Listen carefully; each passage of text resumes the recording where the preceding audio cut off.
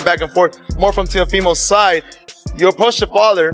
You told him something. What is it that you told him? Because I know he was trying to like get some antics towards you, and it didn't get to you. No, I just told him about himself. He know what I said, but he got to stop being a clown, you know? Like, everybody not with the clown antics and things like that just because he want to sell a fight. It's cool to sell a fight, but I'm not fighting. Leave me alone. I'm retired. You give yourself time to reflect and appreciate how well you've done so far in your career? No, not at all. I hate myself for it, but it's part of it. It's just part of the life. You appreciate it as well. I don't appreciate it. That's why. Oh, yeah. I don't. I think that I get butchered, and I think God punishes me a lot for it. So I'm just a punching bag to that. So one day I'll get, maybe one day, but not yet. We appreciate you, though. Yeah. These guys appreciate you too. Yeah, no, it's all good. I just never got my fair share. I never did. Not once, man. That's the way you look at it. Not once. But hey, that's just my journey. I guess I just never took on bad from it. So I just gotta keep it moving. Terence Crawford kept his tone calm. But when Bud responded to Teofimo Lopez's earlier remarks, the message carried real weight. He wasn't speaking from emotion or trading words. He was laying out expectations and principles, making his point with authority rather than volume. Every time, gotta put respect to it. To all my brothers and sisters, I love you guys. Always salute to the power that it be above. I thank you guys. I never wanted anything to harm you guys at all. So for that, my condolences to all you guys and to the slavery and everything that's ever happened mentally. See, look, I look at it like this. It's a prime example. When life comes at you, it'll come at you in many ways, and you gotta treat it like a champ. That's it. You gotta treat it like a champ. Tell yourself it's okay. I learned from it, and I treat it like a champ every time. So if you're going through hard times in your life, whether it's from any sports or academics or anything like that, it's okay. You're still a champ. Crawford's point boiled down to a clear line being drawn. Verbal sparring has always been part of the sport, but once it drifts into racial jabs or stereotyping, it stops promoting a matchup and starts revealing the speaker instead. Lopez apologized for slavery because of all of the disrespect and the racist comments he was given. Bud Crawford calling him a monkey, the N-word with the hard ER, etc., etc., etc. Who knew all Tio needed was an ass whooping? Well, Shakur gave him exactly that. That moment carried weight because Bud isn't just another online commentator. He's a pound-for-pound elite who's endured the realities of the sport and understands that what's said outside the ring often comes back with consequences once the fight begins. Offended all of us, so you know exactly what you're doing. You tried to play that game, making them racist remarks, and I said I'm not feeling it. I don't like when Ryan Garcia did it. I'm not understanding that type of stuff at all. I stand firm on that. When Terence Crawford seen this after this last match, we got dominated. Shakur Stevenson put down the complete demonstration. He didn't get but one round. Terence Crawford went up. You know, they had the little situation where they was about to get into it and stuff and said, hey, they mad. It's cool when they do it. It's a problem when I do it. F them. F T.O., F his daddy, F his sister, and anyone else that has a problem. And Teofimo's past remarks didn't exist in a vacuum. Comments aimed at black fighters, questioning why networks back them, or downplaying their achievements didn't just fade away. They accumulated. That history lingered in the background, and it was noticeable when he finally spoke after the defeat, referencing accountability, consequences, and the need for self-examination. First of all, you don't joke about people trauma. Second of all, it ain't even funny. So you know why he was doing it. He was purposefully being racist. So you get what you deserve. Tio was complaining about ESPN signing black fighters. From Devin Haney to Shakur to Shushu to Keyshawn. Ironically, they all won, and Tio is the only one that lost. They all won in impressive fashions, becoming champions, etc. Teofimo Lopez is the only one that lost in an embarrassing fashion. Regardless of whether someone believes in karma, boxing has a habit of responding to disrespect with hard lessons. Once the fight began, Shakur Stevenson let his performance settle everything.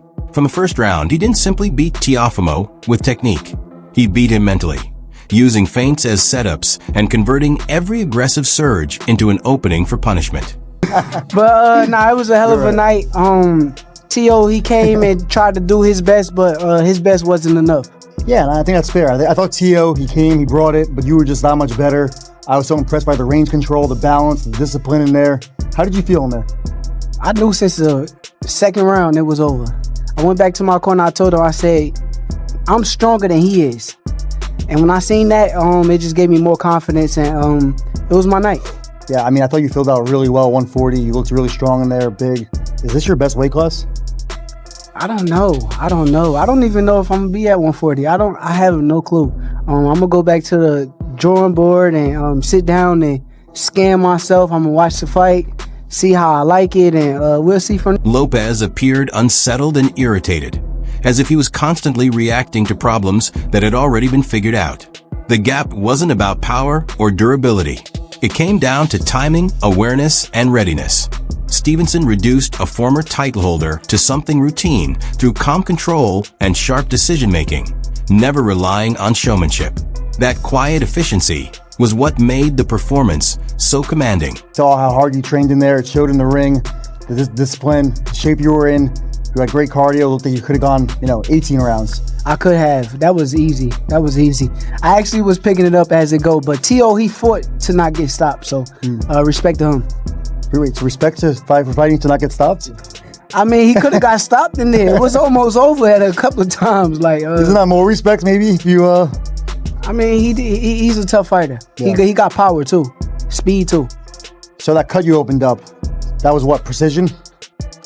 That was me just being the best. Hey, Mike, we about to get... When people step back and piece it all together afterward, Crawford confronting the disrespect, Teofimo reevaluating himself, and Shakur putting on a flawless display. It doesn't come across as random. It feels like the sport operating the way it always has. Say whatever you want outside the ropes, but sooner or later, the ring delivers the final verdict. Just what was it like in there? How come you didn't really feel like you could get into the rhythm and such? I mean, just your perspective on it. Yeah, I think I was just honestly too focused on one particular objective, one particular thing, than really enjoying what I could see opening. I was catching him a lot with the body shots a lot. So I think that was one of my effective arsenals that was getting him every time. But I think just more combinations, especially finish with left hooks and stuff. I did poorly on not listening to my team. That's on me. Take it on. Immediately after watching Shakur turn the bout into a real-time lesson in spacing, control, and precision, Teofimo Lopez Sr. stepped forward, sounding like someone trying to rationalize chaos after it had already unfolded. What stands out is how he begins by insisting everything was on track, only to spend the rest of his comments explaining why it clearly wasn't. He repeatedly circles back to training sessions, sparring habits, and intended tactics, what they prepared for versus what actually happened. And that's where the first fault line appears. Because when Senior says his son didn't follow instructions, what he's really admitting is that the game plan collapsed the moment it ran into Shakur's ring intelligence. The sparring sessions were like what motivated me to this fight. That I was 100% sure we was gonna win. For some reason, the game plan, my son didn't do what I told him he was supposed to do. You can hear the irritation underneath his words when he starts talking about tempo, about trying to prevent Shakur from settling into his natural flow. That idea alone captures the core problem of the matchup. Senior suggests that outside noise, online chatter, and talk of future fights may have crept into Teofimo's mindset. And that's not an unreasonable theory, but it also reveals something deeper. This wasn't a defeat rooted in physical limitations. It was psychological. When he says Teofimo's power didn't show up, it doesn't sound like fatigue or weak legs. It sounds like doubt, brief pauses, second-guessing, moments where commitment never fully arrived. How you gonna fight, a fight when everybody wants you to lose. You understand what I'm saying? And I don't know what happened. I don't know what happened. It just looked like all his powers were not there. Like everything was like that we planned, everything that he did in sparring, everything that we planned to do was not there. When he emphasizes that Teofimo wasn't battered and made it through all 12 rounds, it sounds less like tactical analysis and more like a father shielding his son's ego. That's reassurance, not a breakdown of what went wrong. What truly stands out is his admission that Teofimo can be mentally unsettled because Stevenson never needed early damage to take control. Confusion was enough. Senior repeats the idea that everyone wanted his son to fail, but in reality, pressure in boxing doesn't come from headlines or crowd noise. It comes from the opponent in front of you stripping away choices, round by round. Even the 8th round moment he points to, when he suggests Shakur was hurt, feels overstated. Stevenson regrouped almost instantly and reasserted control, reinforcing who was really dictating the fight. All the greats have lost and they have come back and they have done great. So, you know, we're here and we're gonna stay. He's still 28 years old. He's still not in his prime, and we're coming back stronger than ever. You know, next time I think he's ready to go to 147. Then comes the familiar talk of moving up to 147, a classic post-loss pivot. Bigger division, new opportunities, fresh challenges. But the reality is that changing weight doesn't fix processing speed, discipline, or adaptability. Teofimo Sr. comes across as loyal, emotional, protective, and sincere, yet he's caught in a cycle of excuses that sidestep the simplest truth. Stevenson didn't win because Teofimo faltered. He won because he was sharper mentally, quicker in thought, and already 2 steps ahead before Teofimo even began reacting. He hurt Shakur, like I think in the 8th round, and he was hurt for about 2 rounds and he let him come back. You know, the whole plan was not to exchange with him. The whole plan was not to box with him. But I guess, you know, it worked to Shakur's benefit, and congratulations to him and to his team. And we got to move to better things, you know what I'm saying? It's not the end of the world. Regroup and come back. He's the greatest. He's one of the greatest fighters right now in the business, and let's see what happens, you know, in the future. I think it was around the 8th round when we had him hurt for a couple of rounds, but he came back strong. The game plan wasn't to trade punches or engage in a boxing battle, and ultimately, it ended up working in Shakur's favor. I want to give credit to him and his team. Now it's time to regroup and focus on what's next. It's not the end of the world. He's one of the best fighters in the sport right now, and we'll see what the future holds. Still growing as a fighter. He's still growing as a man. He's not even at his peak yet.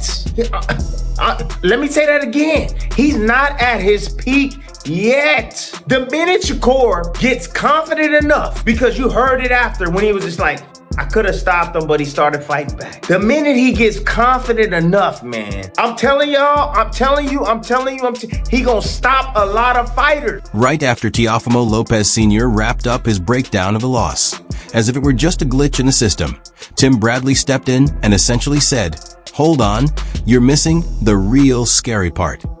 Bradley wasn't questioning that Shakur won. He was highlighting just how little of his full arsenal Stevenson had actually revealed. That's what makes it remarkable. When Bradley calls it not the complete package, it's not hype, it's a caution. He's viewing Stevenson the way veterans once sized up young Bud. You're still in the loading screen. Bradley emphasizes confidence over raw power, pointing out that Shakur already reads, anticipates, and counters everything, but hasn't yet fully flipped the switch to dominate completely. That subtlety, that potential waiting to be unleashed, is what makes it genuinely chilling. Shakur turned Teofimo Lopez into an amateur fighter. Didn't even leave first gear. This is not the best Shakur Stevenson. I'm telling you guys. I said this after the Cepeda fight. When Shakur put it all together, I'ma tell y'all when he puts it all together. When he put it all together, I promise you, it's gonna be crazy. Y'all gonna be like, oh my God. Yeah. Shakur Stevenson, Terence Crawford. I didn't have to be in the ring with Terence Crawford. Bradley also highlights how Shakur himself admitted he could have stopped Teofimo, but deliberately chose to maintain control. That detail tells you everything. This fight was managed, not merely survived. Every time Teofimo tried to think ahead, he got countered. Every time he tried to load up, he hesitated. At one point, Bradley even says Teofimo fought like an amateur, not because he forgot his skills, but because his mind was overwhelmed. That's elite level mastery.